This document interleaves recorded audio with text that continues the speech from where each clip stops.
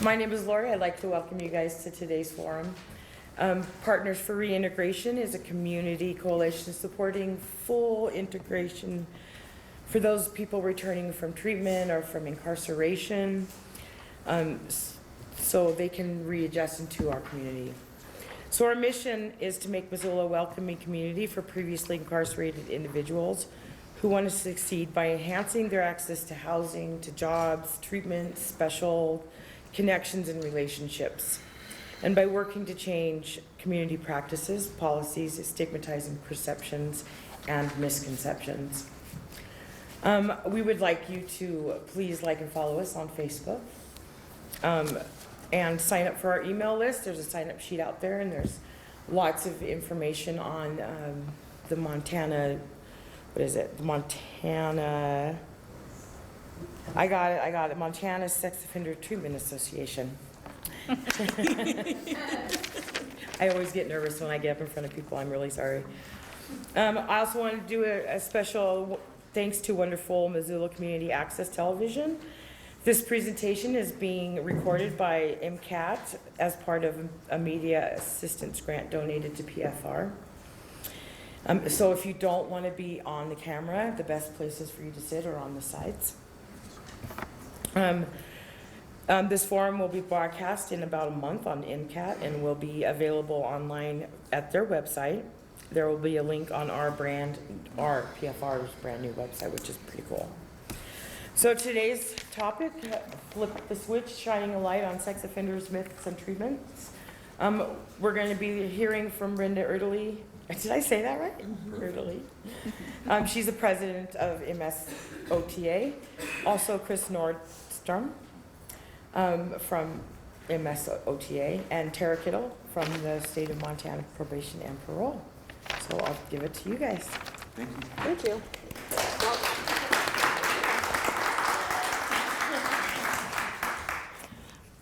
So I'm not very tech savvy. Do I have to wear this and then speak into this at the same time?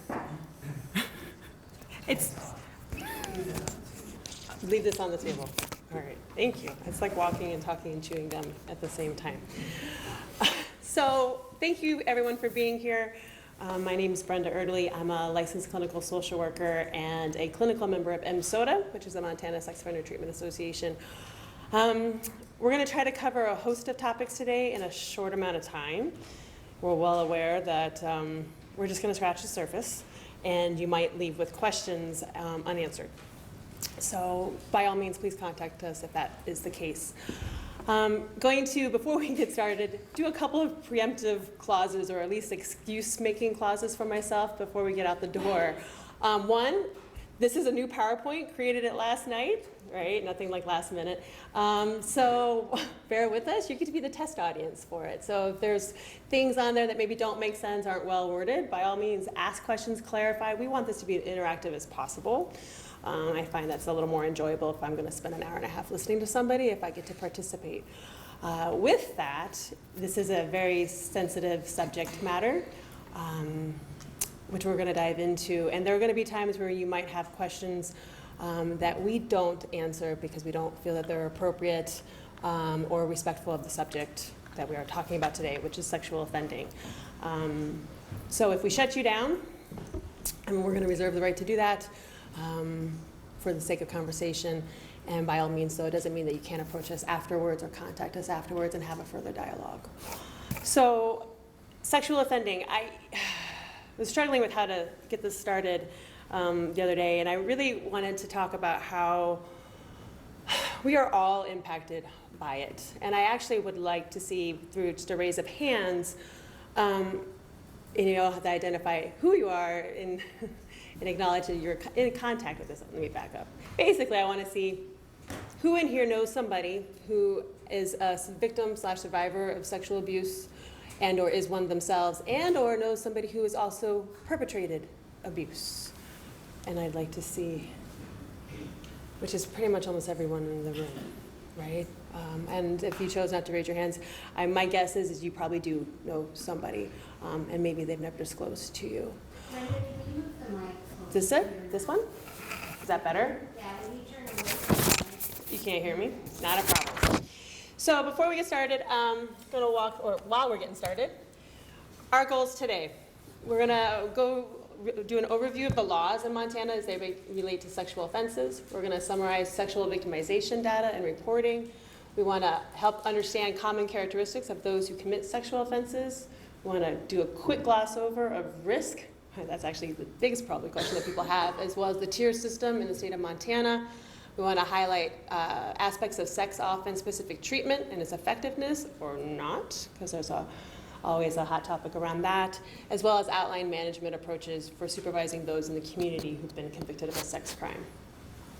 So I said earlier, we're all impacted by this, and I want to walk through a couple statistics nationally as well as in our state, and I did the best that I could to try to get most current research about the heaviness and the prevalence of sexual offending.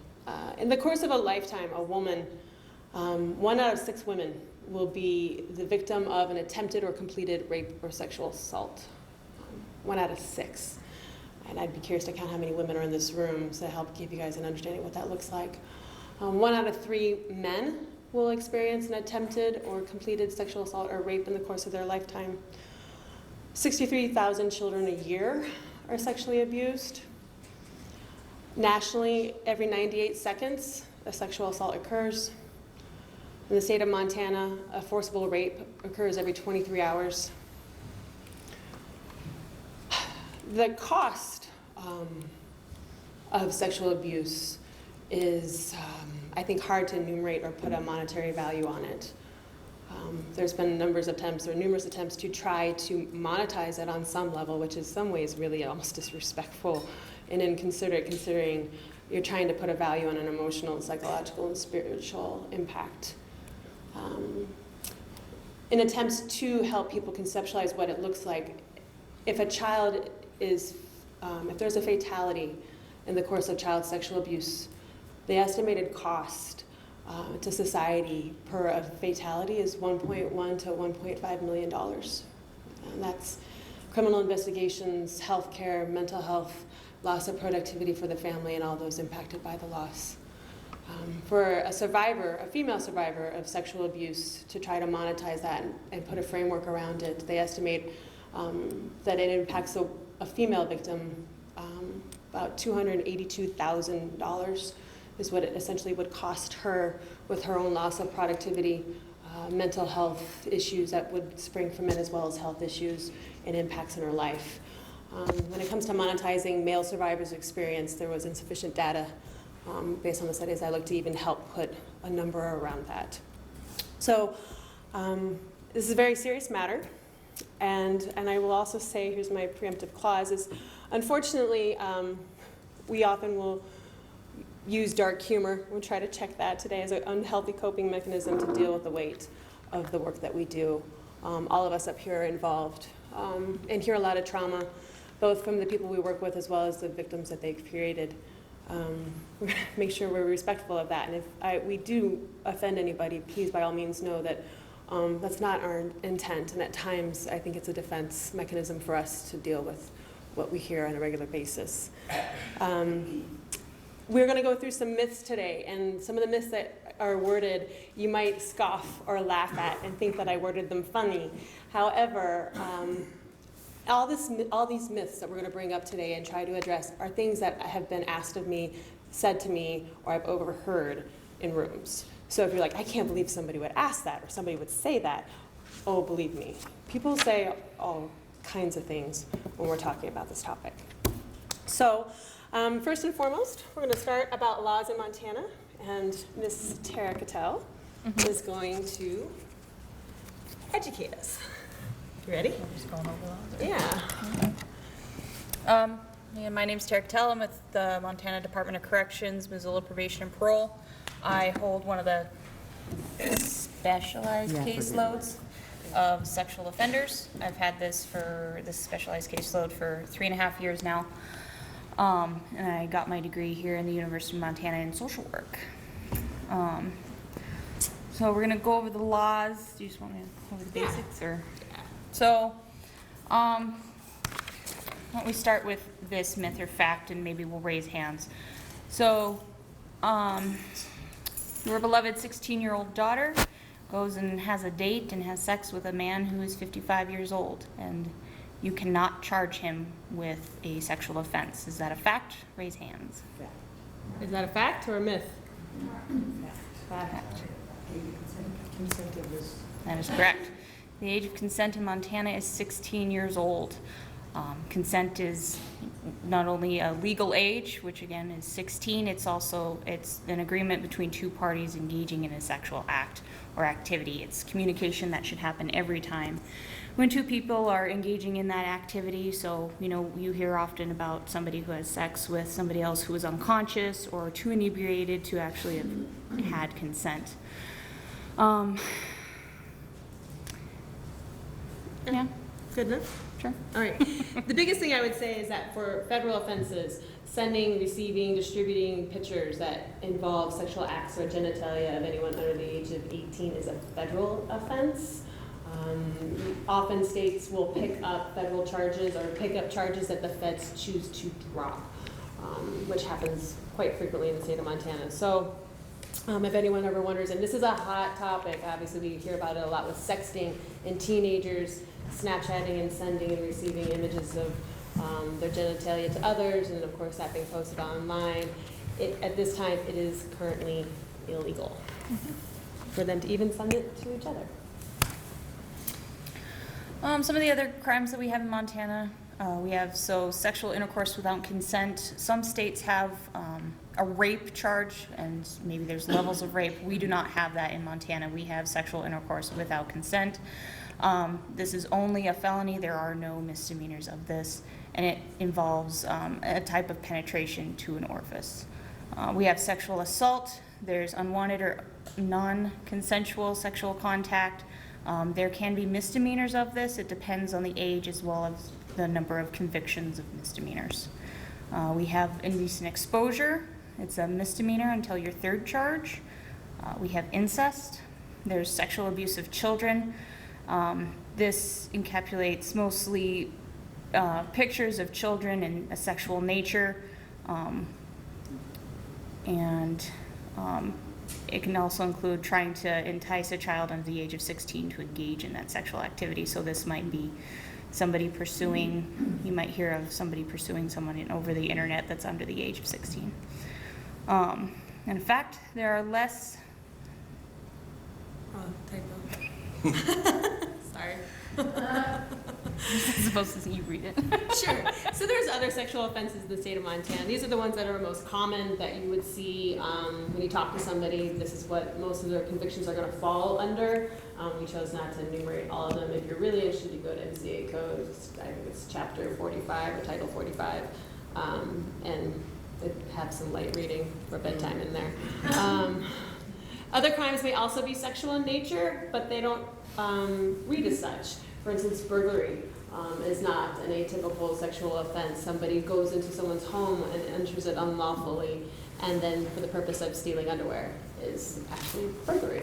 Burglary is unlawful entering. Criminal endangerment is another one that often is related to sexual offenses. You'll see that occur often in the legal system as a way to plead down a charge. We see it in a number of cases where the case isn't very strong criminally, or it's a statutory-like offense where the perpetrator is 18, 19, 20 years old, and the victim is around 14, 15, and cooperative, not of age to give consent. And so in order to entice a plea agreement, it's not atypical to see a criminal endangerment charge be put on the table because you don't have to register for criminal endangerment. The ones that you see listed, these are all registrable offenses if it's a felony, to be clear. Failure to register is not considered a new sexual offense. It's a criminal offense because they're not abiding by laws of the court. Okay. You good? All right. Sexual victimization data and reporting. So we're going to walk through a couple of things here.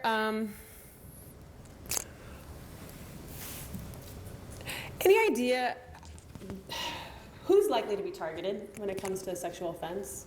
Who are some of your more likely victims? Women? Women, yes. Who else? Teenage girls. Uh-huh. Teenage boys. Teenagers. Teenage whatevers. Yes, teenagers. What else? College students. Uh-huh. Family members. Okay. Yep. Single moms. Okay. Single moms. Again, moms. Pardon? People of color. Yes, thank you. Yes, people of color. Mhm. Foster kids, kids in foster systems. Yes. Vulnerable. Vulnerable populations, and that's ultimately what I want to make sure we get at is people LGBTQ, and I know I'm forgetting a number of letters, I'm sorry, but if you have any sort of difference that marks you out of the norm, you are more susceptible to be victimized sexually. When it comes to sexual offenses, 95% of victims are women. In the state of Montana, that number is higher. It's 97% of reported sexual victims are female in gender. Females ages 12 to 30 at the greatest risk. And actually, college-aged females are the highest risk. 18 to 24 years old is the highest risk for sexual offense. For child victims, 17 and under, 2/3 fall in the 12 to 17 age range. And approximately 1/3 are less than 12. In Montana, forcible rape accounts for 13% of violent criminal arrest. And in Missoula County, we get the gracious privilege of being in the top 5 counties in the state for reported forcible rape. So, myth or fact? Prevalence of sex offenses keeps increasing as our society deteriorates. Who says myth? Myth. Myth. Fact? So is this a myth or a fact that the prevalence or the rate of sexual offenses increases as our society deteriorates? It increases. Actually, a little bit of both. All right. Trick question. Gotta watch. So according to RAINN, nationally, sexual violence has fallen by over half since 1993. A rate of 4.3 assaults per 1,000 people reported. In 1993, 1.6 per 1,000 in 2015. People go, why? Why do you think that? I don't know, for example, like exact reasons why. Personal theories, and I think we would share this, awareness. We're talking more. And we're talking more to kids, and we're talking to each other. We're clarifying what consent looks like, what consent doesn't look like, or non-consent looks like. And we're talking about sexual boundaries. And we also report. And we report, yes. Yeah, we don't keep it secret anymore. It's not, and we have a couple of colleagues who, we have one who often says, back in the 1950s, you just didn't talk about it. And so it happened. He's like, we're not there anymore. According to the Montana Board of Crime Control, 2016 reports, they have a great website, by the way, if you're interested in looking at crime. Number of forcible rapes in the state of Montana has increased 21% in the last 10 years, which was astonishing to think about. And I don't know if it's because reporting has increased or the prevalence has increased. You never really know. Forcible rapes account for 39% of hands-on sexual crimes in the state versus sexual assault is approximately 43%. Myth or fact? Most victims are women who cry rape after a one-night stand, and yes, I hear this often, so it's not something that I made up. And I think we probably have a number of us have heard it. Well, she just had buyer's remorse, right? Buyer's remorse. That's been said to me. She has had buyer's remorse. Myth or fact? Myth. There is one fact in here that females are more likely to be victims of sexual crimes. Over 90% of victims or survivors of sexual offense know their offender. Oh, did I say a question? Go up. Yes, ma'am. Were the stats from the last, is that just reported or is that conviction? Those are convictions.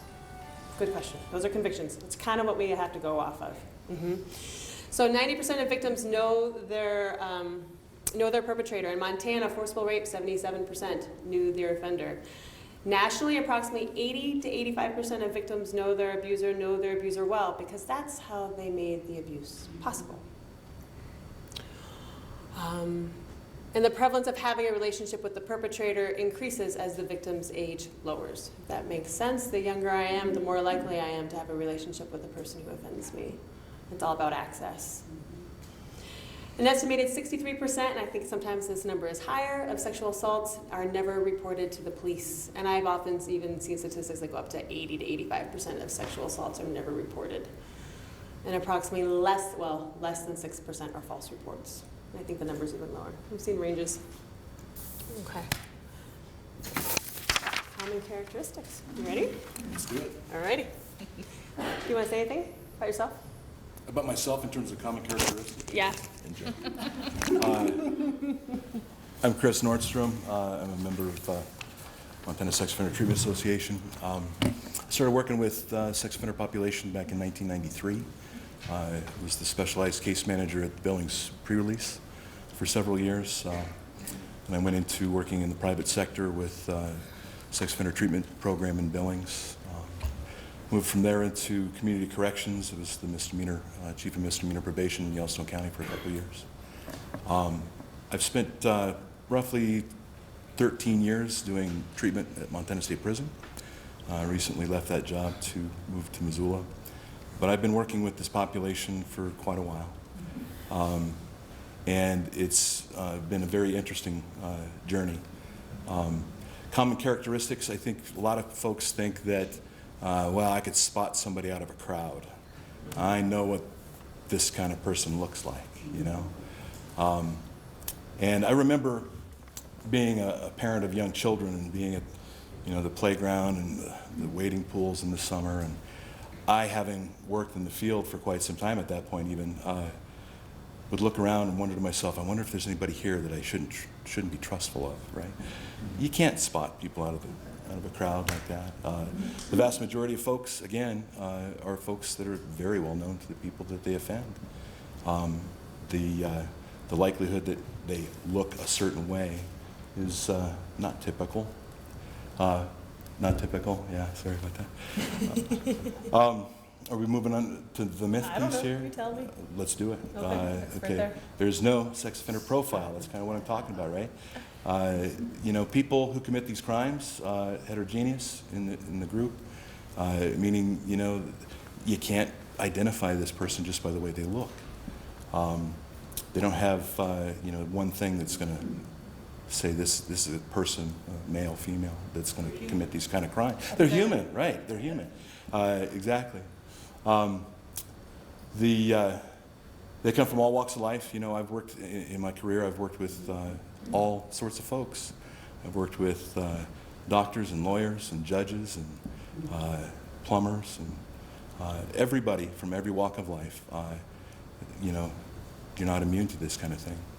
I'll talk a little bit more specifically when I get into kind of treatment-specific approaches with this population, because you'll learn, hopefully, that the majority of these types of offenses are committed not just because of the preference towards being sexual with the population that they're offending, but a variety of other unmanaged issues going on in their world.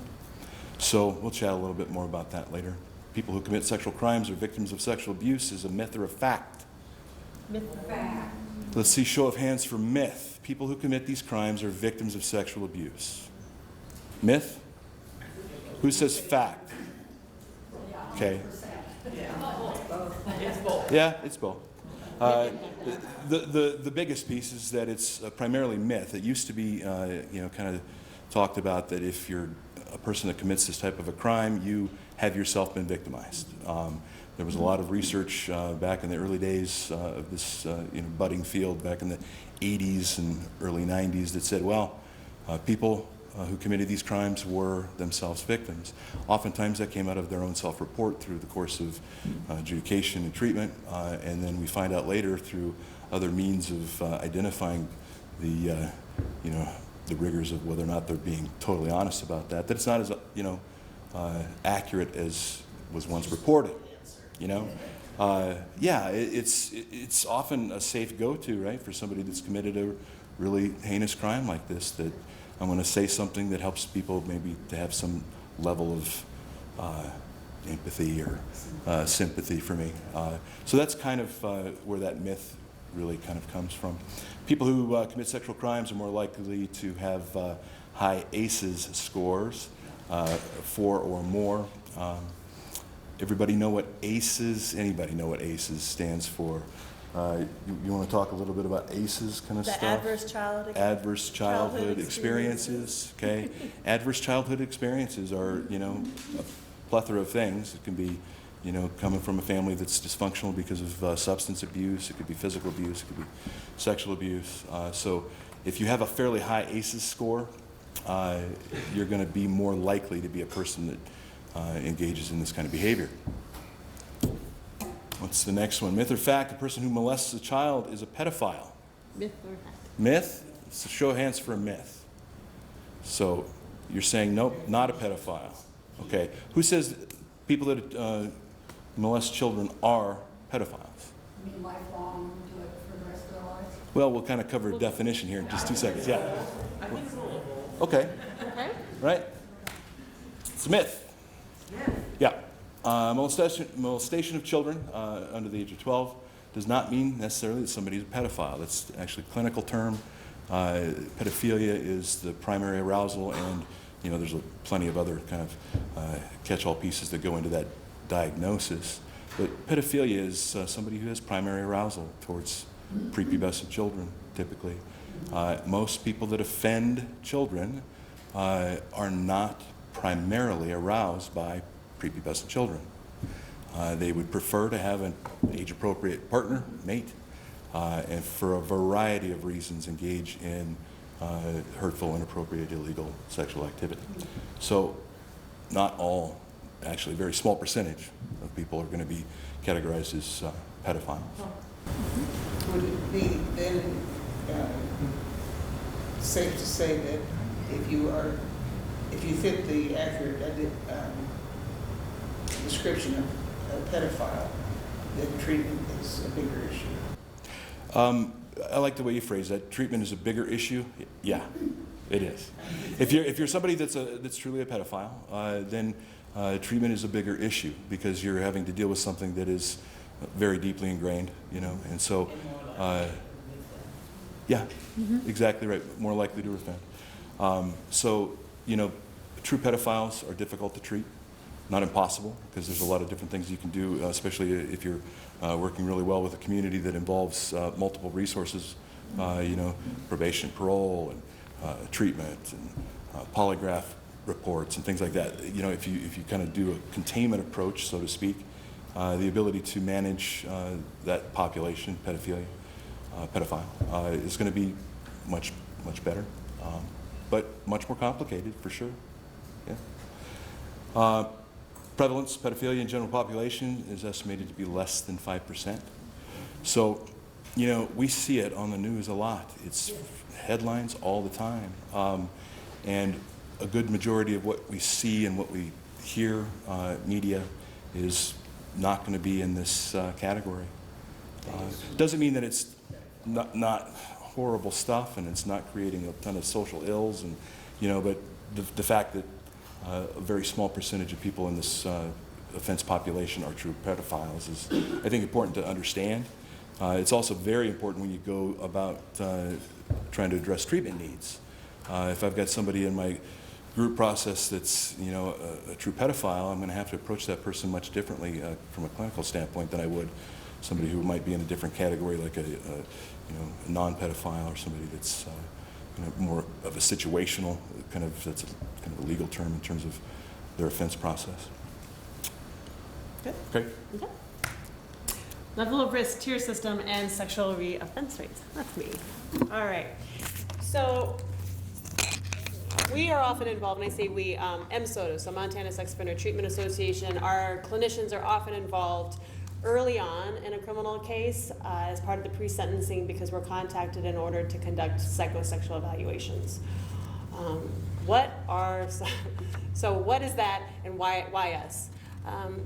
So MSOTA, just to give you a brief overview, and you'll hear that again if you're involved with the legal system in sexual abuse cases, we are often referenced with some frequency.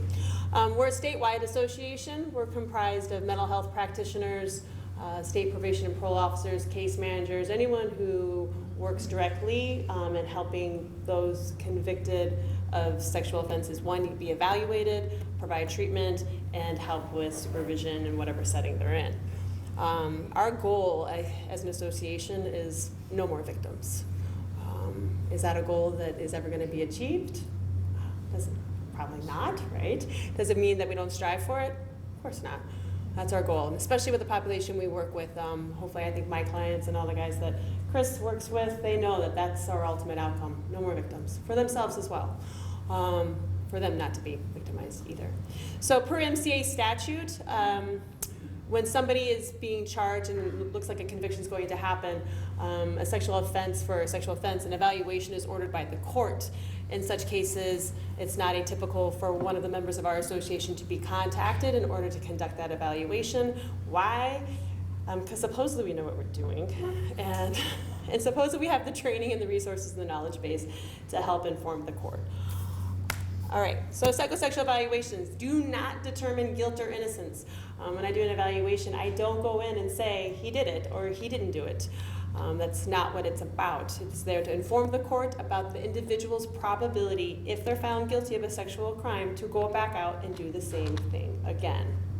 I think that's sometimes really hard for people to understand about that particular part of our process, is that this isn't about us determining guilt or innocence. This is about us using the available resources that we have and the instruments that we use to determine what the potentiality of their recommitting these types of offenses are, and then giving recommendations about how to manage them when they are in the system. So I think oftentimes people misconceive what the psychosexual evaluation process is about. Yeah. And the other hard part, and this is why I often get ugly looks when I go to court, psychosexual evaluations, they're not about the victim at all. It's about the defendant in the case.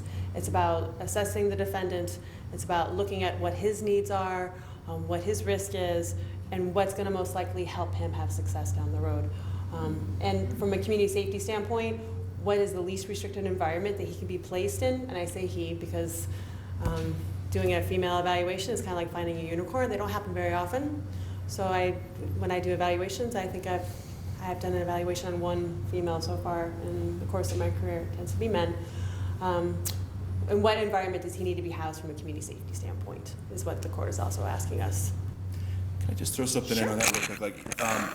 Not about the victim. I would, I guess, encourage people to see that at some level, it is about the victim in the sense that the assessment that we're doing, the recommendations that we're making are always going to be in the best interest of the community and community safety.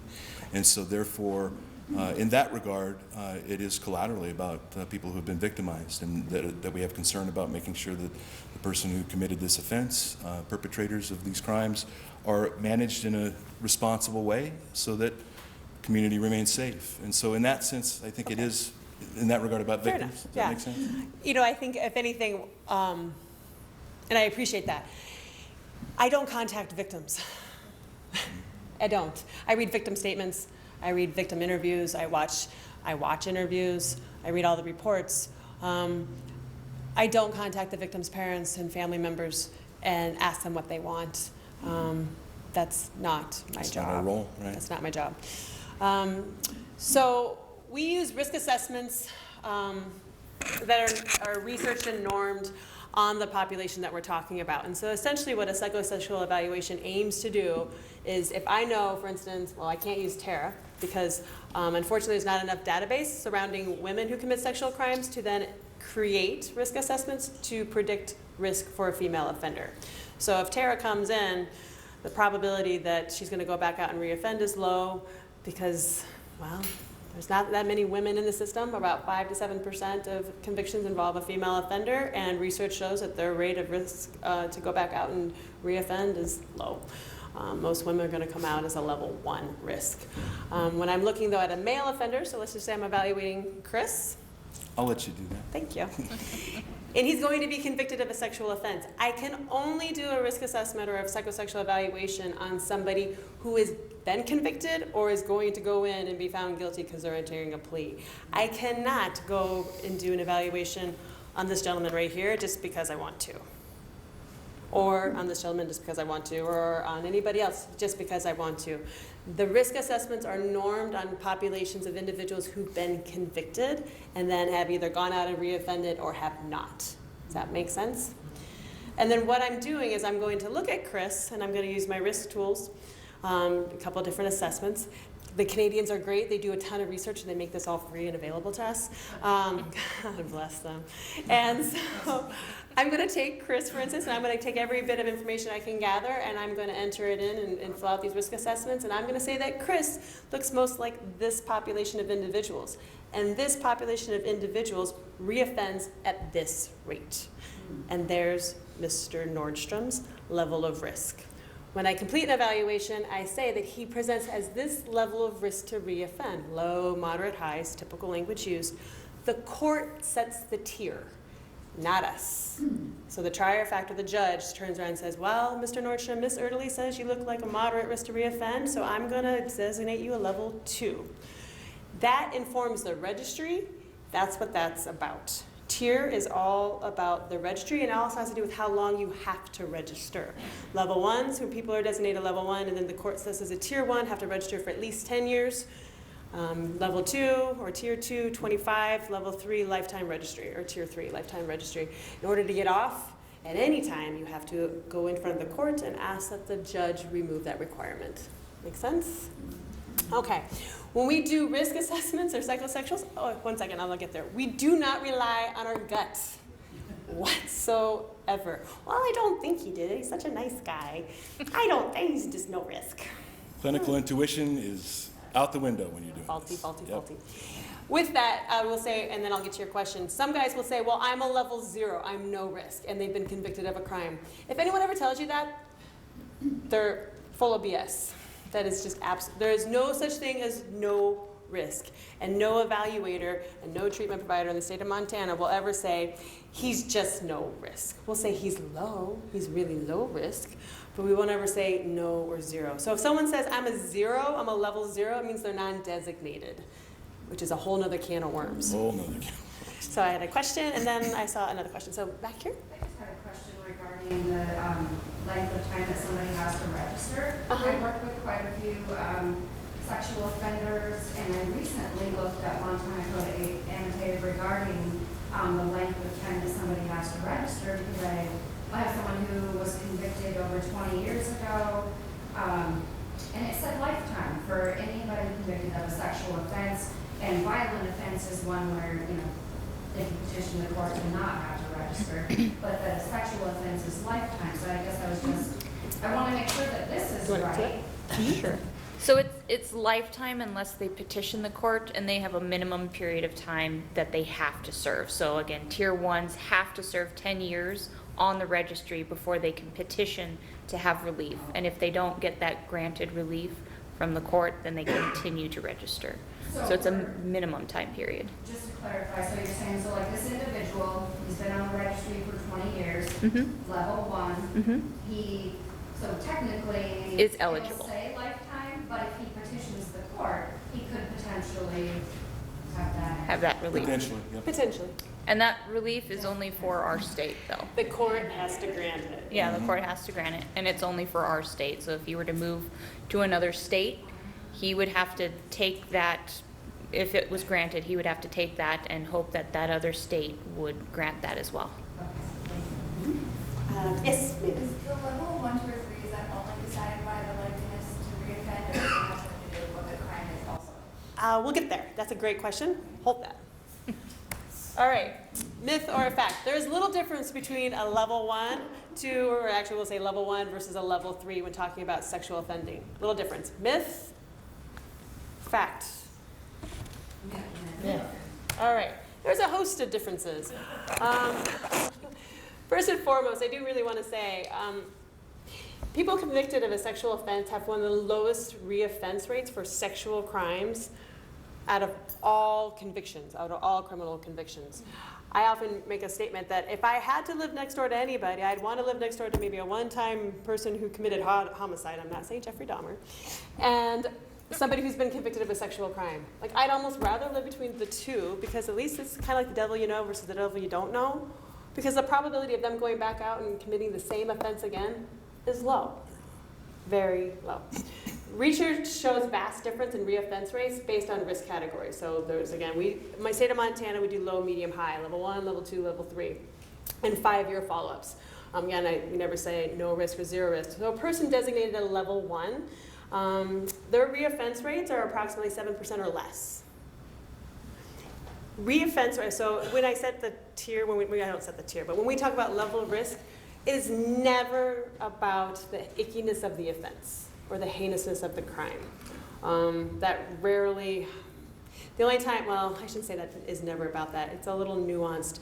But this is why we use risk assessments, is because it's such an emotionally charged situation that we use them to guide our decision making and inform our decision making when we're informing the court about someone's probability to reoffend. It's not about the offense itself. So for instance, a grandfather who's 60 years old, who's been married for, I don't know, my math sucks, 40 years, thank you. 40 years, he's with his wife, no criminal offense whatsoever, no priors. I mean, maybe took a couple speeding tickets and he, I don't know, ripped some tags off his couch. Has sex and rapes for however many years his granddaughter, from the age of 12 to 15, 16 years old, is a low risk to reoffend. As icky as the crime sounds, he's a low risk for a whole host of reasons, versus the 18-year-old who then finds a 15-year-old girlfriend and has sex with her, gets busted because she gets pregnant. He has a history of an assault as a youth, drug charges. Maybe he's been in Pine Hills, which is a youth correctional facility in Miles City. He is impulsive. He likes to abuse substances. He has what we would consider an antisocial belief system, where the laws are just kind of, finger up at the law. And I don't really have much empathy for others. He's going to be a higher risk. I wouldn't be surprised if he scored out as a level 2, because for a whole host of reasons. Partially because he's young, he's impulsive, he's got poor problem-solving skills, he doesn't give a crap about society and society's laws, he likes to break them, he's opportunistic, and he's pretty inadequate socially. Right? Mm-hmm. There we go. Higher risk to reoffend versus the grandfather who's been raping his granddaughter for 5 years. So, makes sense. So one feels a little better. 18 with a 15-year-old, we go, oh, been there, done that. I was 15 and had an 18-year-old boyfriend. In Georgia, it was a chargeable offense. That feels a little better for us versus the grandfather who's raping his granddaughter, except for he's a higher risk. So we use the risk assessments to inform that process, so we don't go off of our gut, because some things feel a little better than others. Make sense? Brenda, Yes, ma'am. Is this national? This is national. These are national rates of reoffense. This is in Montana. So level 2, average rate of reoffense, 8 to 18% in 5-year follow-up studies. Level 3, 19% and up. Yes, ma'am. Fire away. Is there an element of violence involved in the sexual offense? Does that raise risk? Yes, it does. That is. So we have Static 99 R is a risk assessment tool that is commonly used and is one that's recommended by the association. And so it breaks down a number of factors. Age, the older you get, you want low points, by the way. Less points you get. If you've ever lived with a lover for 2 years, less points. If there is violence involved in what we call the index offense, so maybe an aggravated kidnapping and then a sexual intercourse offense or without consent charge, he gets a point. If he has a prior history of sexual or non-sexual violence, gets a point. If the victim is a stranger, gets a point. Why? Because it's really creepy to go out and grab somebody you don't know and yank them in a bush and rape them. Versus I know somebody and I've groomed them over years and I've blurred these boundaries. That's why the 18-year-old at a party who has sex with a stranger across the street in the bushes at the park after getting high and drunk at the party is going to score much higher on a risk assessment because, stranger, public place, drugs and alcohol. And a stranger is anyone who we've known less than 24 hours. So again, go to a bar, meet somebody, go home, with hang out, have drinks, and then he forces himself on me, or I pass out and there's no direct overt force involved, his risk is higher because he doesn't know me. He's crossed all these boundaries versus having known me and having a relationship with me for years. Does that make sense? So stranger victim increases risk. Non-related increases risk. Because again, it's about the relationship. We tend to act out and play out all kinds of stuff with people we love near and dear to our hearts because they forgive us and they're there. So it's so if it's a non-related victim, goes up. Male victims go up. Why? Because it's a potential indicator of preferential pedophilia, and if you're a preferential homosexual pedophile, your risk is pretty high to go back out and reoffend. Difficult to treat. Difficult to treat. Not impossible, difficult. How often can we, out in the real world, expect to get an accurate assessment of whether this person is a pedophile or not? A person I don't convicted? think you get it from a rap sheet. I mean, how are we to know You know, the only way to, before we take them home? before you take them home, if, you know what, and I tell guys all the time, if you are involved with somebody you meet and you want to be involved in their lives, for whatever reasons, you can always send a release of information, they can, with the provider, and then I encourage them to come in, bring them in, come in, and let's sit down and talk about everything. Because the hard part about all this is I wouldn't wish pedophilia on anybody. I think like if that's my attraction, that means I derive joy and pleasure out of being sexual with a child, and that sounds like hell to me. Okay, so I cussed right there. So I'm doing pretty good, thanks. If that's how I get my sexual needs met, that sounds like torture. Could you imagine that's the only joy you derive is being sexual with a child? How do you ever have like love in your life? And I wouldn't wish it on a soul. And yet here they have to walk through life and only get their needs met in that way. And they're often very shamed and tortured by it, and struggle with it and fear rejection from society. And so I tell them, if you want people involved in your life, the best thing you can do is be as transparent as possible. It's really difficult, and it's the right thing to do. And the tricky thing about pedophilia is it's often not exclusive. So we have a number of guys who we treat in our programs, and they're not only attracted to children. And I think, thank God, that's good. Let's focus on more appropriate attraction. They're often attracted to also adult men and or women and juveniles. Does that make sense? So they can have, sexuality is just a really fun topic. We can spend hours and days and weeks talking about it. It's not simple. It doesn't fit in a round peg, round hole. So, God, is that, anyway. Sorry. It's extremely complex. Thankfully, if I have somebody who I'm working with and they are attracted to children, but they're also attracted to adults, then let's focus there, please. And it's not deviant to be attracted to juveniles. Why? Why is it not deviant to be attracted? I didn't say to act out on it. Please don't go do that. But it's not deviant. Why we don't consider? Because they can reproduce. Secondary sexual characteristics, right? Yes. Adolescents Adolescents. have secondary sexual characteristics. Hips, breast developing, facial hair, body hair, deepening of voices. It is not deviant. How many of us have, well, I shouldn't say us, but how many men and or women have been driving down the street and you see a car wash and you go, whoa, and then you go, oh, it's the high school freshman cheerleading team. Ah, not deviant. It's a biological attraction, not deviant. Deviant to act out on it, inappropriate to act out on it, not deviant. Myth or fact, once a sex offender, always a sex offender. Myth. First and foremost, even the name or the label sex offender is bothersome because a person isn't defined by their offense, and we talk about that at length. Gosh, if I was defined by the worst things that I've done and I had to wear that label every day, I would probably have a hard time sitting up here talking with all of you. Risk changes with time. There's some amazing research by two gentlemen named Hansen and Harris. They're very entrenched in this field and have been for a number of years. They recently published, about 4 years ago, a study that shows over time, the longer a person remains out in the community, offense-free, risk goes down. So after about the 15-year mark, somebody who's been determined to be a level 1 risk, over time, the longer they stay in the community, their risk to reoffend sexually is just like yours, almost. Which is, thank you. Which is why we were talking a little bit ago about the fact that, after they've, level 1, for example, after 10 years, they can take it back to court and potentially get relief of that. Level 2, a certain period of time. So that's all based on the research that says over this period of time, these folks are just not likely to ever do this again. And so if I'm a tier 1, which is I guess what you assess me to be, right, tier 1, then after 10 years, 15-year mark, I'm very, very, very unlikely to commit this type of crime again. So the ability to get relief from that from the court, to have to continue to register, that's one of the reasons that that's there. Was there a question? Is there ever a follow-up psychosexual eval? Great question. Yes, I have done a number of them.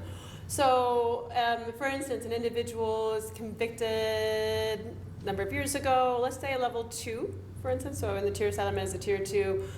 They completed treatment, they've been out in the community, they've been out for 10 years, they are maybe still on supervision, they check in like every 3 months, everything's fine, they're married, often having children of their own, and we're going back in front of the court. I've had guys come back in and have their risk reassessed in order to, 1, have it even lower to a level 1 and use it to get off the public registry.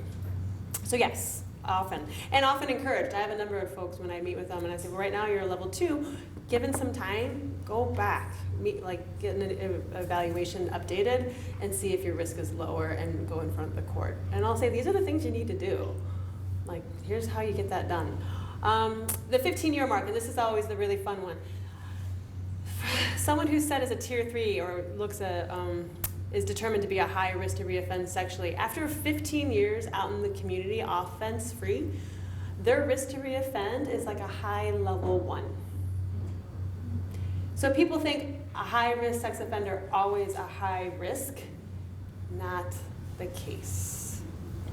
And I know that is often unsettling and problematic for a number of people and brings up a huge visceral emotional response, except for the research shows it.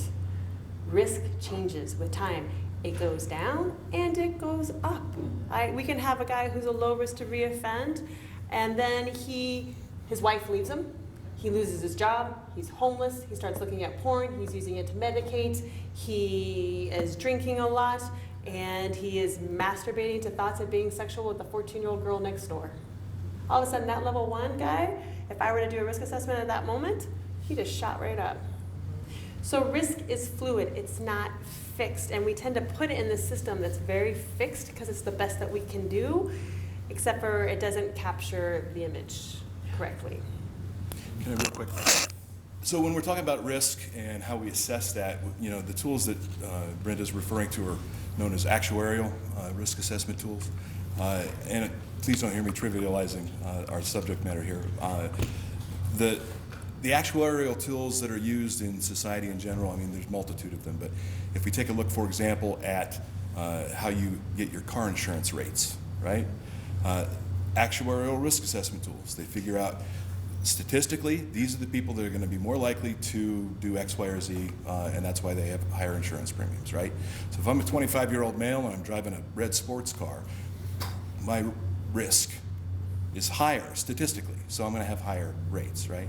As I get older, 15 years down the road, my risk is going to be much less because statistically speaking, I'm not going to be engaging in activity as I drive the same as a 25-year-old is.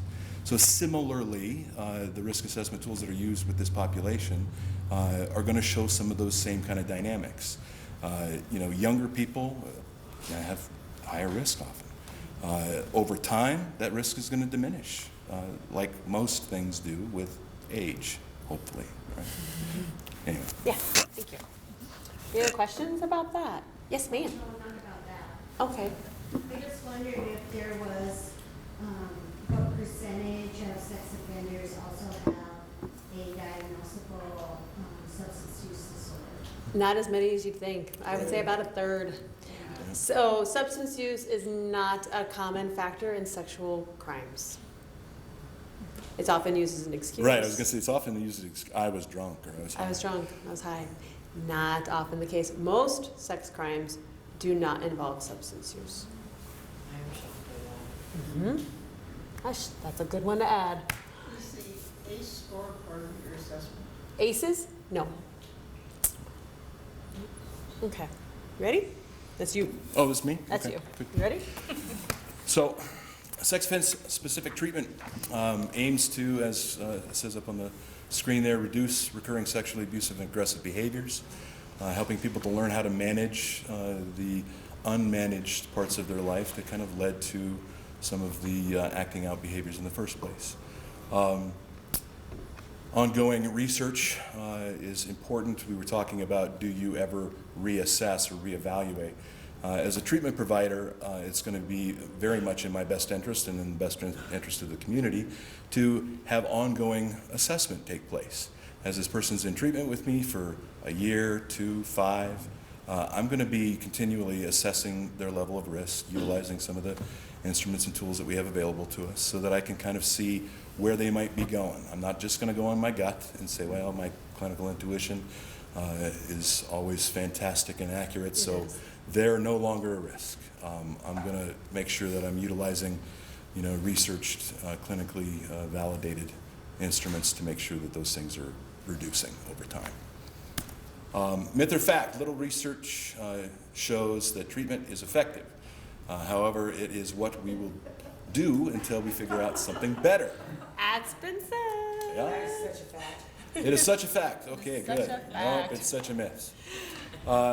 Multitudes of studies show treatment to be very effective. As we were talking a little bit earlier, kind of depending on the population that you're working with, would depend on just how effective and how difficult that approach might be. Preferential pedophiles are going to be much more difficult to treat, and their outcomes are going to not be as good as other populations.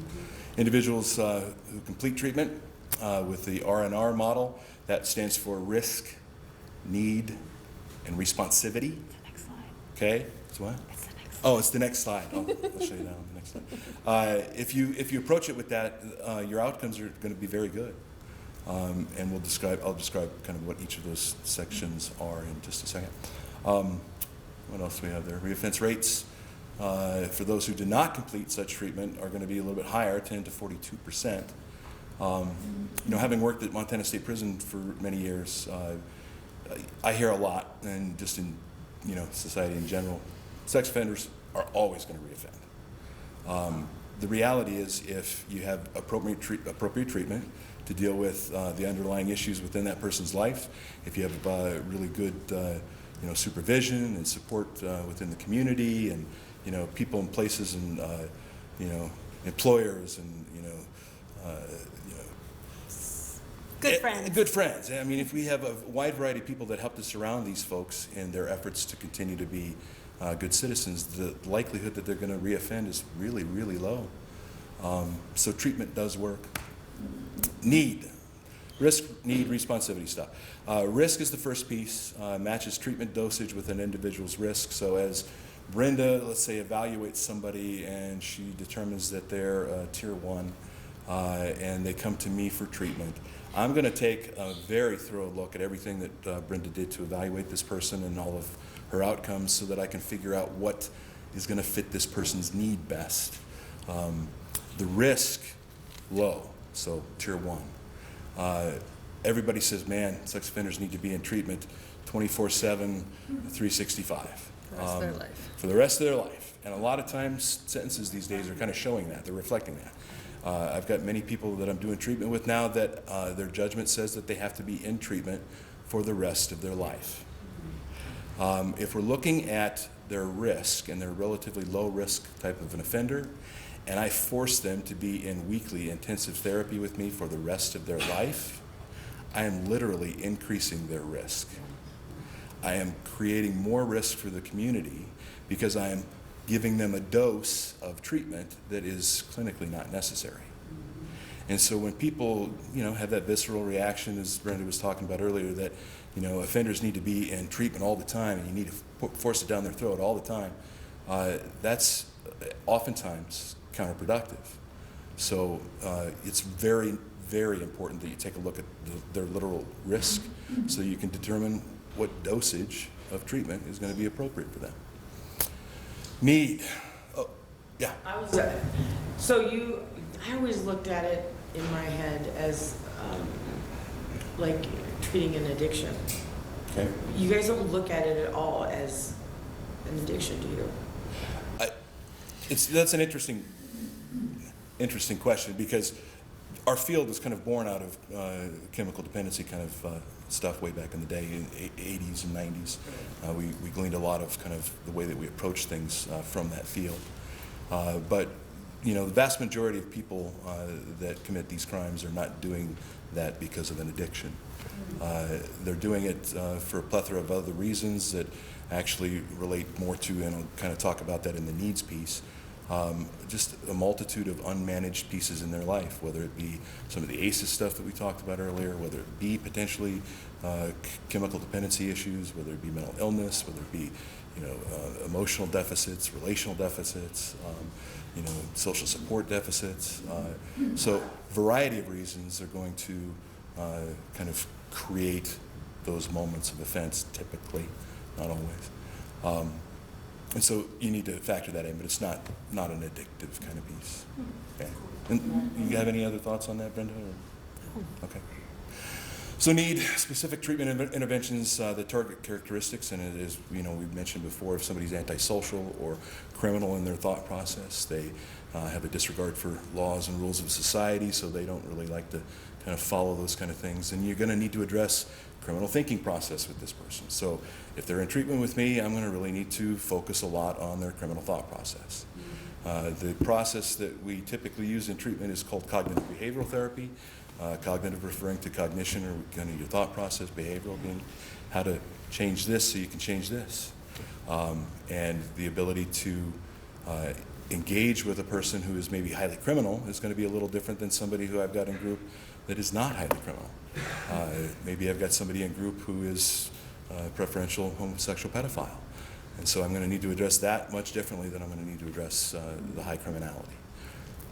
So that's kind of where the need piece comes in. You need to know, and hopefully through, you know, real good thorough psychosexual eval, you're going to have a lot of good background information that's going to help you determine exactly what their needs may be, so that you can then start addressing that in your treatment approach with them. Anything else on the need piece you want to throw in there? No. Okay. Did you guys cover like the rate of suicide amongst people who commit these crimes? I don't know that you covered that. Did you cover that? No, I didn't cover that. I don't have any hard stats on that really to kind of respond to that. Is it a factor at all? Could you clarify your question a little bit for me? You know, I would think that, especially like being a pedophile, that would be a hard thing to live with. Sure. If you act out on that crime, or if you're having deviant thoughts and you act out on a crime, but you're not really that kind of a person. I mean, that's that stigma, that judgment, how hard it is to be in the community, how hard it is to be in a job and an apartment, all of that coming against you. I think, you know, I don't have any statistics for that, but anecdotally I would say that having worked in the field for a long period of time, I think those folks are going to be at higher risk for potential self-harm. But that would also be true for somebody who is a convicted sexual offender who is struggling with major depression or schizophrenia or other issues that complicate their ability to recover. So it's hard to say, that particularly pedophiles are going to have high rates of suicide, unless you know of any other research that maybe supports that. Like, tier 1 would have more. Yeah, I don't know of any research about it. So the responsivity piece, treatment objectives should match the person's strengths, needs, and abilities. So again, I bring them into treatment. I take a look at their risk because of the assessments that were done. I figure out what kind of dosage is going to be appropriate to approach them with in regards to their clinical needs.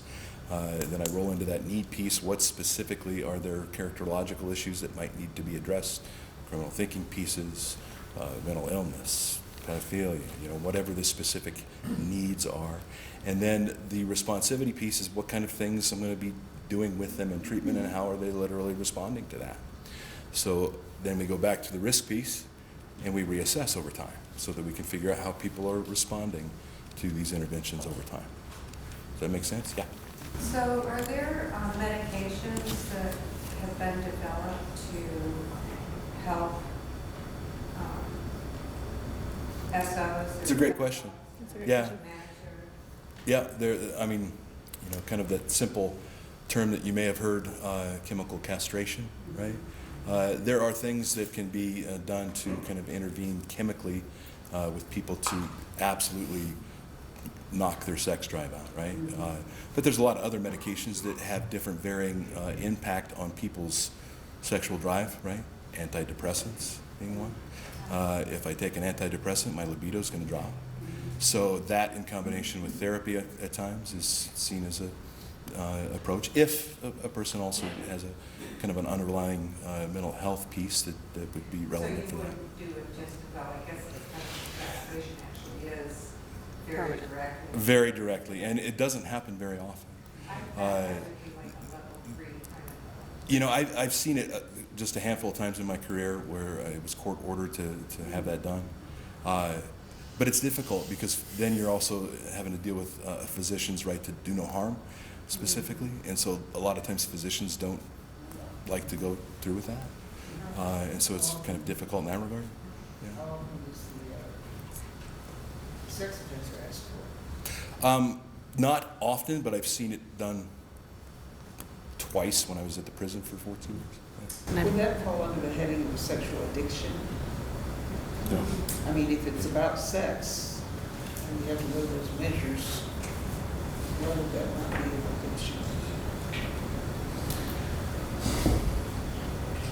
addiction?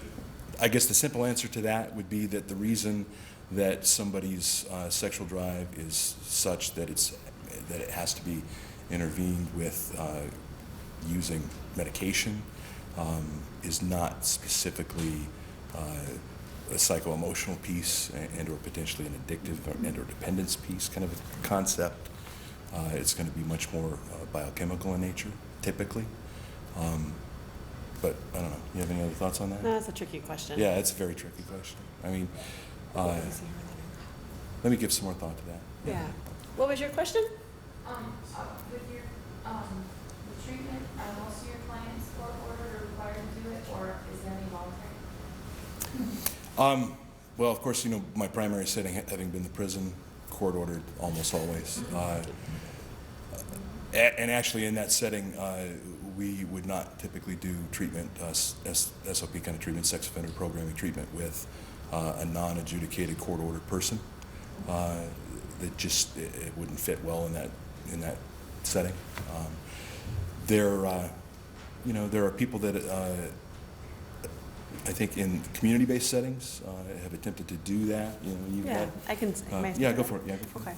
Okay. So I have had, occasionally, I get a call from somebody who is wanting help because they are demonstrating sexual problems that are either abusive and problematic in their life, not necessarily criminal, but like compulsive porn use, compulsive masturbation, risky sex. It's causing problems for them in their relationships, in their career, emotionally, and they'll want help with that. I have also, and this is where it gets really a hot topic, I also have had clients contact me because they're looking at child sexual abuse images online and they're disturbed about it and they haven't been caught criminally and they want help before, so they can stop. And when I say child sex abuse images, we use that term very mindfully because it's not pornography. It's someone's abuse being taped and then shared with others and or used for their own sexual pleasure, whereas pornography has some connotation that all parties involved are enjoying and consenting to the experience. Child sexual abuse images is not such. So I've had clients also contact me outside because they're engaging in that behavior and they want to stop.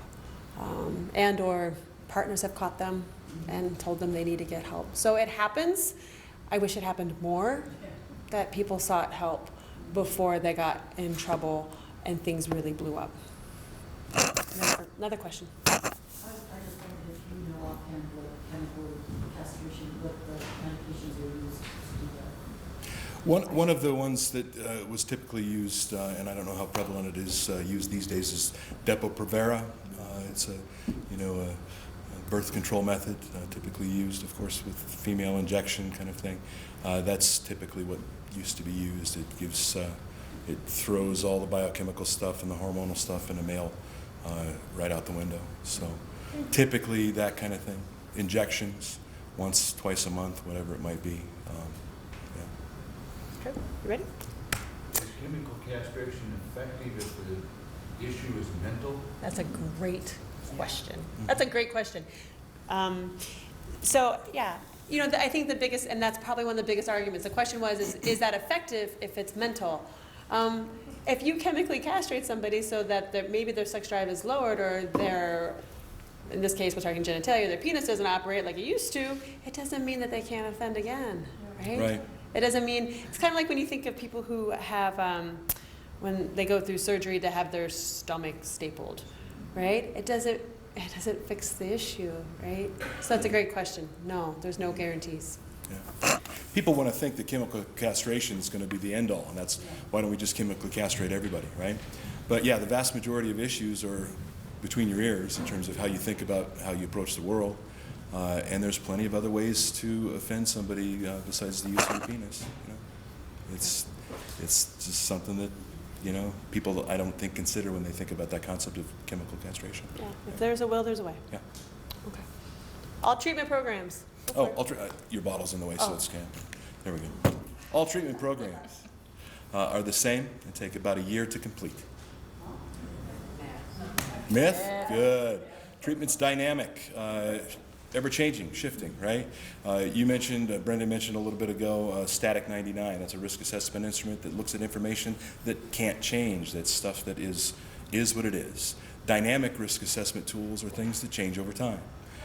So treatment is dynamic, and it differs program to program. There is no set time. Typically, at the prison, for example, do we have any slides that kind of talk about that, or do we? No, I didn't really get into the prison. So, in the state of Montana, we typically approach sex offender treatment in what's seen as a 3-phase process. Phase 1 is typically what's going to be seen as a psychoeducational phase, which is the person coming in and getting to kind of know terminology, basic information about maybe why they're there, laws and rules in the state of Montana as it relates to sexual crimes.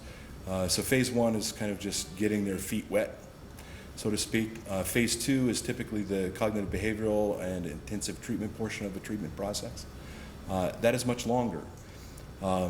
In the prison, phase 1 lasts somewhere between 16 and 18 weeks. In the prison, phase 2 is anywhere from 12 months to 5 years, depending on what the person's need is, depending on how difficult their issues may be, and what kind of approach you need to curtail for that person. And then phase 3 is kind of seen as a aftercare or ongoing process for that person. And so that's kind of a rough shot of what you might hear in the community. Yes, ma'am. Are they pretty set up with support when they leave the prison? Does the prison work, or is that a problem like it is with everything else? Yeah. Myth. Yep. Yes. Myth. Okay. Community supervision.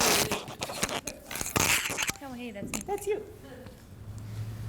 So that's a good question leading into when they come out of prison. Most of the time, they come out to me. What do we do all day? That's a good question. There's you. Yeah, there's me. I guess, does anybody have a stigma? Right. Anybody have a stigma or a stereotype that they think of probation officers? Oh, yeah. What's that? No. This is a safe space. Go for it. Yeah. Trying to put people back in prison. Okay, Yeah, yeah, flop them. flop them, all right. Anybody else? Ride 'em hard. Yep. Okay, Hard enough. Hold them accountable. right.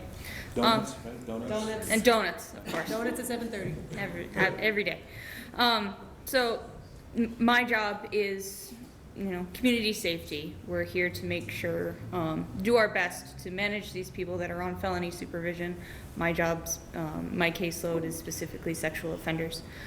So community safety is number one, and to help them with their rehabilitation into the community. So when they're coming out of programs, they come out to a caseload to me. So we get a plan and we have a certain amount of time to verify that that plan is doable for them. Sometimes we have more time to work with it and adjust it. So we figure out where they're gonna stay, what treatment they're gonna do, how are their finances looking. There are certain times when somebody has a sentence and they have in custody time and then they have community suspended time. That in custody time ticks down and I might get what's called a discharge balance suspended, and no matter what, they're coming out of prison on this day, and we gotta make sure that plan by that day is as best as we can make it. My job is to try and help make sure that that plan is the best plan that we can make it, so that they're stable when they come out, or as stable as we can make it, which doesn't always happen because it's their life and maybe they've burned a lot of bridges, or they're coming to a community they don't know, so they don't have the resources available, which is, it's my job to help them. I help keep them accountable. I make sure that they enter into treatment and they're following their treatment rules, and if they aren't, if they're becoming a danger to society, I intervene as best I can. Myth or fact? Do I get a bonus when I get to take somebody to jail? Yeah, you get to sit there 2 hours. Yeah, that's a bonus. That's okay. I have guys in the prison all the time ask me, don't you work on commission? Literally, and yeah. Tell me how that works. I make more money if I keep in treatment longer. Yeah, there's a shortage. Yeah, I would not get a lot of bonuses, that's right. even if I did. There are no bonuses. I work an hourly job. There's no bonuses for that. I don't enjoy arresting people. It's affecting somebody's lives, and I get to know these people on a very intimate level. And you get to know them as a person, and it's not just they are an offender. It's a person who has an offense. And so it sucks when I have to take somebody to jail, but I absolutely will do it if need be. My biggest thing is I want somebody to succeed, and we have that negative there's the negative connotation going with sexual offender. Oh, ooh, icky, right? But if they succeed, their risk is lower, community is safer, right? So if they are successful, then the community as a whole is successful, and it makes me feel good to see somebody do better. Arresting somebody is not a first response. We don't have a knee-jerk response in probation and parole. Statistics and stuff are in a general fashion, but the way we supervise somebody is very specific. We're working on a graduated sanction program, and that's just for everybody involved, and it also involves incentives. And so, your first time that you screw up, maybe it's a verbal reprimand, or depending on the person and how they screw up, maybe they do go to jail for a day or up to a certain amount of time.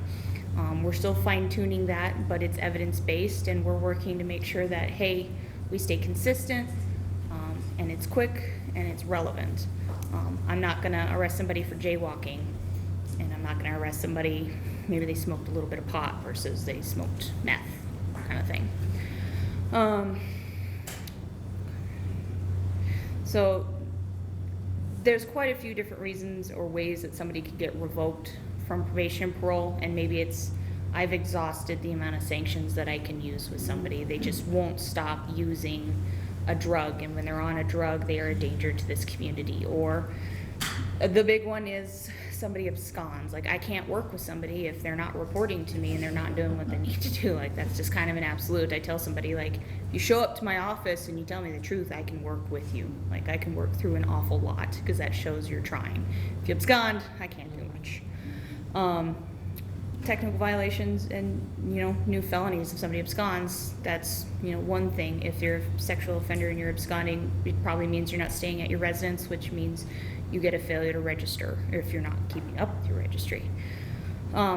Which I've had several of those over the past 4 years, as an absconding with a failure to register, which is unfortunate. The Montana State Prison reports that sexual reoffense rates in Montana, it's, approximately 3%.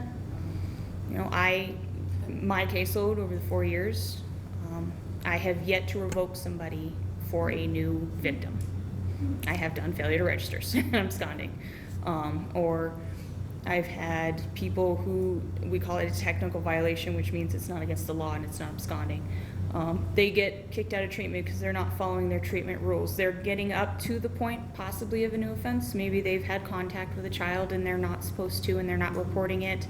They're engaging in risky relationships, and they're not doing what they need to try and correct that behavior, even with our interventions, and it's collaborative. Like, I work very closely with Brenda and Chris and the other treatment providers in town. It's a very collaborative environment, and we don't keep secrets from each other trying to be the better person. Like, we're here to make sure they succeed, and we keep it very translucent. And if they're not doing what they need to do with us trying to help them fix that scenario, then they get gone. And there's different ways to be revoked, and it just depends on their status on supervision. So you can have somebody on a suspended sentence, or somebody who's on parole. They would go see the Board of Pardons and Parole through a hearing with myself and my supervisor. If they're on a suspended time in the community, then they would go back to the judge, and it's almost like another court process of pleading guilty to the violations I present to the judge, or we have to have an evidentiary hearing to say that there's preponderance of the evidence that these violations did happen. And the judge then would say, hey, by this evidence or by your admissions, I've found you guilty of violating your probation parole, and they can then revoke their sentence. Any questions? Questions? Yes, sir. If, as far as barriers to re-entry goes, perhaps in the community, perhaps the fear of reoffense is what presents a lot of barriers to people who are coming out, especially in housing. And I'm struck by the fact being that the reoffense rate is 3%. I mean, I don't think anyone out there would. I think most people would probably say they're more likely than not. And that's a tremendous barrier. So I don't know, as a community, should we be trying to get this into the public knowledge, that what the reoffense rate is, and then try to affect renters, property management people, and just the facts. Just the facts. And I think we are actively trying. I mean, that's part of this process right now. We have meetings with property management companies. I've made calls, or I encourage my guys when they apply to a place, hand in my card, be as translucent as possible, and I will back you up. And I will talk to them. You sign this disclosure form, we'll talk about it. And if you are upfront, more often than not, that's what people want to know. And then I will give the facts of 3%. But we're trying. But it's a hard barrier to overcome because of the emotional response. I've never seen that state of Montana statistic before, but isn't the national statistic about 1.5%? For reoffense rates? Reoffense. A little higher. Is it a little higher? It's a little higher. Reoffense rates in the nationally average between 5 to 7% as an overall group, which we talked about earlier. We have a lower reoffense return rate in the state of Montana.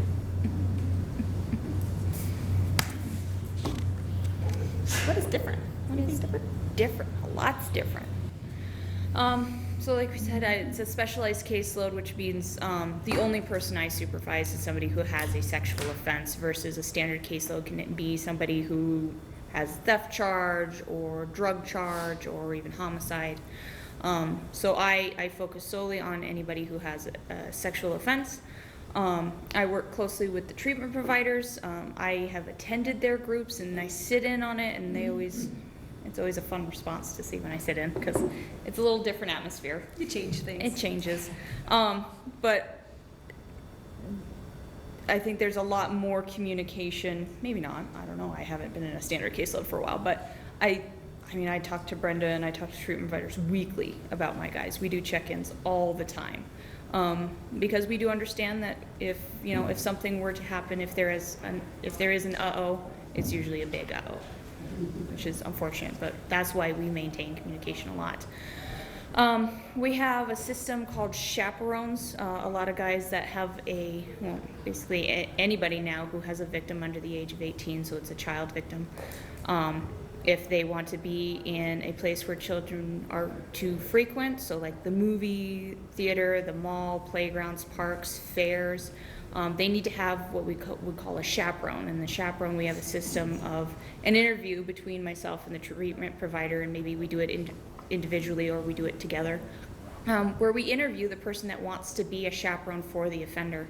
And we have to make sure that they are going to be somebody who would call us when they see red flags, or can call somebody on like, hey, your behavior's, it's not appropriate. What are you doing? Like, you need to maintain on track. And that's the type of individual that we're looking for as far as a chaperone. And we have a very in-depth process as far as that meeting goes. And we need to know that maybe we need to know them on a personal level as well. Like, we get into some of their background and like, are you a victim yourself? And will that bias you as far as being a chaperone for this offender?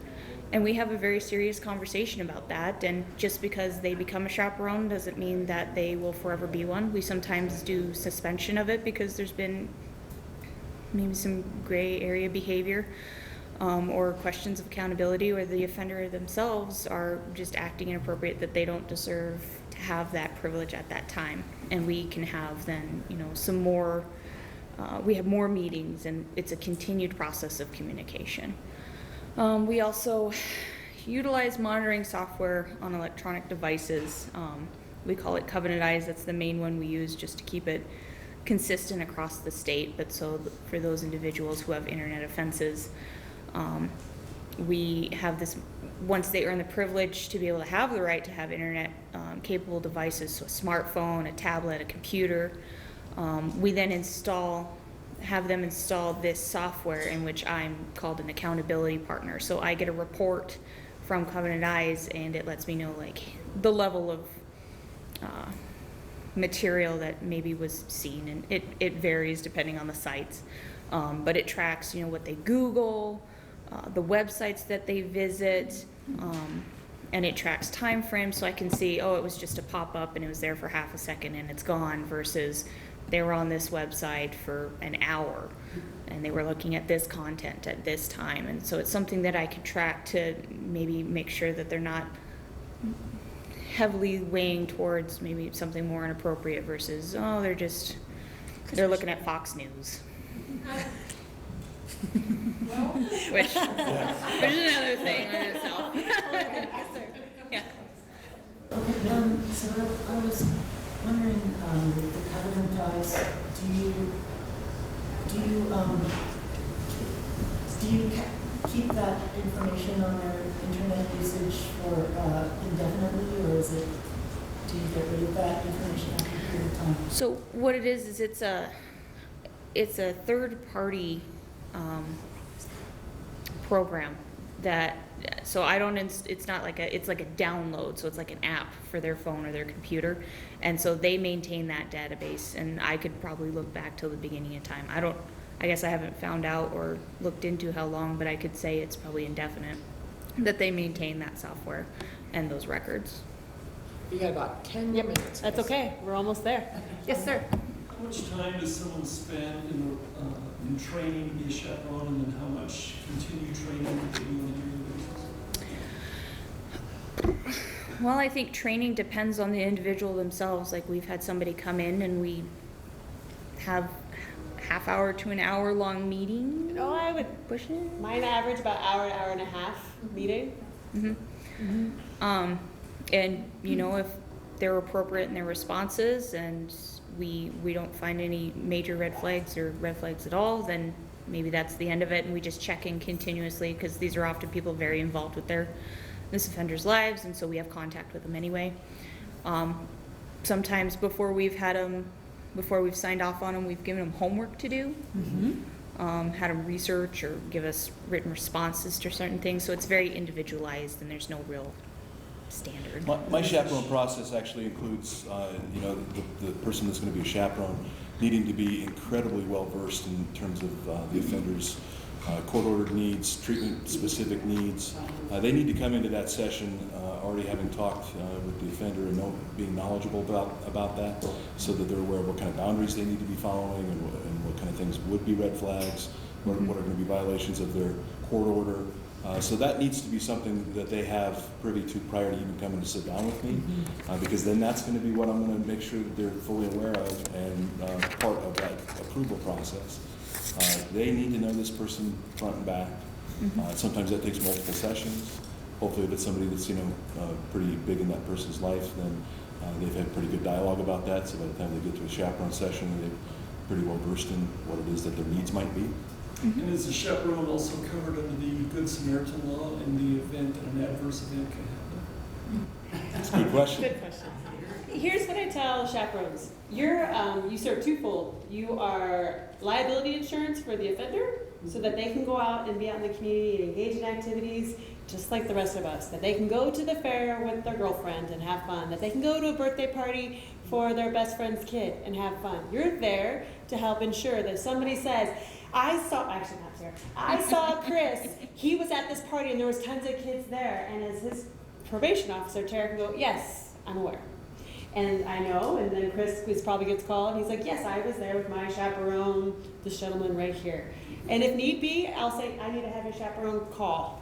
And then I'm gonna talk over the phone, make sure that they were there, line of sight all times. So their liability Earshot insurance. and line of sight, yeah. Line of sight, earshot, line of sight, all times. So their liability insurance and your accountability partner. If I find out that this gentleman right here, I'm gonna call you Bob, is enabling Chris and looking the other way while Chris gets drunk at a wedding, which just happened, and we find out that Chris's friend looked the other way at the wedding and didn't hold Chris accountable, didn't call and let us know that Chris was drinking at this wedding, guess what? Your chaperone status just got suspended. We're gonna be talking about this, and it might be fully terminated, and you don't get it back. We need to be able to trust that a chaperone's going to hold them accountable, do line of sight, earshot all the time, and that they're going to report if there's issues. Are they protected? If I'm Chris's chaperone, I am not responsible for Chris's behavior. If Chris goes out and reoffends right in front of me, I am not responsible for him. If I choose, in my chaperone status, to leave Chris alone with a minor child and Chris reoffends on that minor child, I can be charged by the state of Montana for Civilly liable. Yep, civilly liable because I endangered the welfare of that child and I knowingly left that child alone with Chris. That's what the state has said. So I'm not responsible for Chris's behavior when I'm not with him. I'm not responsible for Chris's behavior in front of him, but I do my best. But if I leave him alone and he reoffends, then the state has said, we can come after you. Make sense? Yes, ma'am, and then we're gonna go to our last one. Is somebody if they're on federal probation for receiving child porn, are they supervised in a similar manner to state probation? Yes. Yep. Okay. At the same level or a little more? You know, the Fed POs are great. I have a couple clients who are under Fed probation. I work with Derek Hart closely, and Derek's great. The Fed POs are pretty awesome. So It's not well liked by people that. well, it really sucks sometimes to be held accountable, doesn't it? It's not necessary. No. Okay, final myth or fact. Sexual violent offender registry helps reduce sexual reoffense rates. No. Myth. So the registry first started with Megan's Law, federally enacted in 1994. Montana was one of the early states to adopt registration. It is ultimately designed to help reduce stranger-on-stranger offenses, except for what do we know? Those are really rare. The vast majority of offenses are not stranger offenses. In Montana, so the registry is all about public information. It's designed to enhance public safety. There's no research that proves that it does so. Yeah, there's so much there. It's an extremely emotional topic to try to get people to do any changes around that. I will say that with working with the legislative session.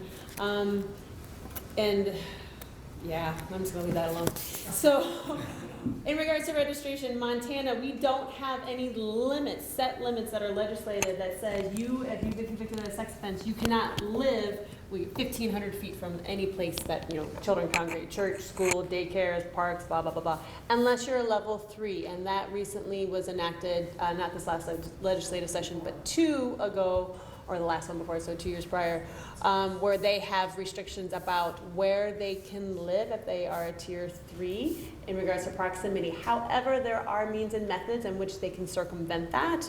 For instance, they have to work with a provider, they have to do a number of things to help prove that their risk is lower. So if I have somebody who's designated a level 3 and they've been out in the community for 20 years, he stands a pretty good chance of maybe having an apartment, because housing is an issue, that maybe is less than, I think I can't remember the distance now. Does anybody remember? Is it Football field.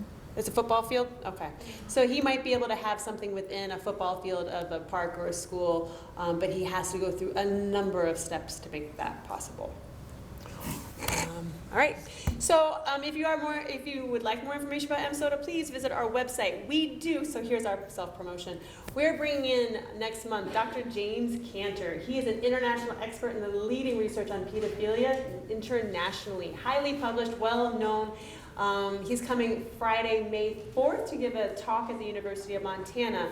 The day prior is our membership meeting. You are welcome to join us. It is free, open to the public. We are serving lunch. Space is limited though. So for that evening, we are showing, we finish, wrap up our meeting, we are showing a documentary that is based off Dr. Cantor's work. I have a bit of an intellectual crush on this man, so I'm so excited to meet him. His work is amazing, and it's a 50-minute documentary. We're going to show it at 5:15 in room 225. It's open to join, and we're going to have a discussion to follow. It's free CEUs if you need those for your profession. Please, we have registration forms out front. We would love to have you be a part of the conversation. We often are criticized for being unapproachable and elitist, and a whole bunch of other... Just you. Okay, just me. We would love to have you there, because the more we talk about this, the more that we can hopefully dispel myths. That's where it starts. So thank you very much for joining us. Thank you guys so much.